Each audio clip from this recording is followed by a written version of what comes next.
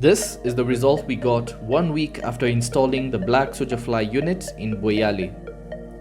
In most of the containers in which we put the mixture of market waste, maize bran, and a handful of 5-day-old larvae, the larvae ate the waste and grew on average 12 times bigger.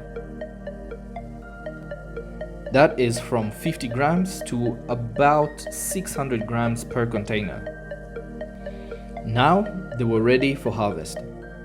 We saw two different results. Some containers had dried up frass, which is ideal for harvesting because it takes less time to harvest, and other containers had wet or just very moist frass, which makes the harvest last even longer. Just a side note, frass is the residue left behind by the black soldier fly larva when it's done eating waste.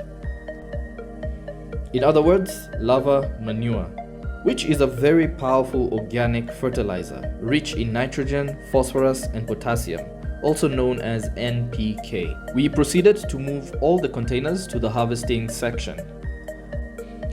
We poured the contents of the container on the bigger tray, and then the larva instinctively tried to burrow.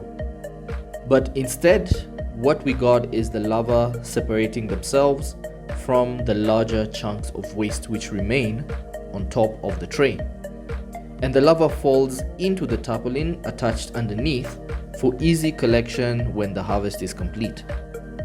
As you can see, the larva is mixed with some frass. We removed as much frass as we could and fed the birds and pigs on site. We harvested about 30 kilograms of larva, which would feed the animals for about 4 days. When you harvest larva, you typically harvest about 90 to 95% of it. Some stay on the mesh because they are slow to self-harvest. So we placed the bigger chunks of waste that was left behind after the harvest in the sun to dry up.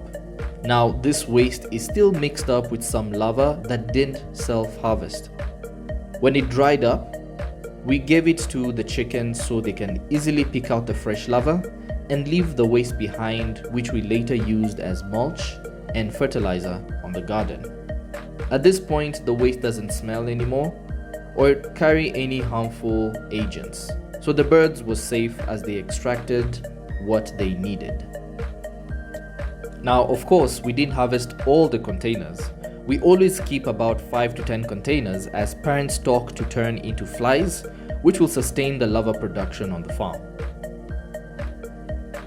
Back at the love cage, we harvested eggs to continue the production cycle.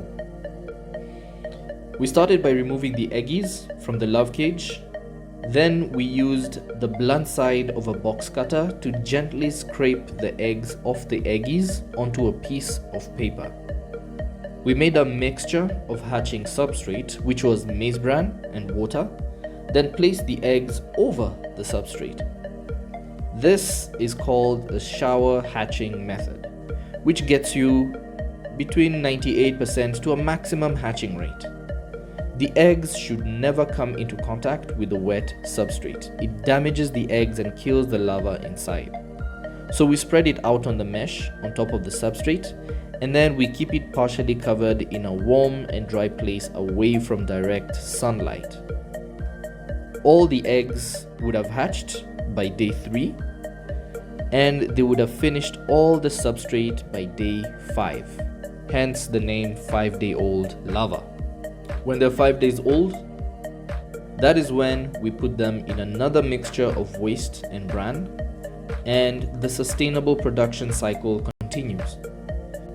Normally, the egg harvesting process and incubation happens for the very first time 6 days after introducing pupa in the love cage, because it takes 3 days for the flies to mate and 3 days for the flies to lay eggs.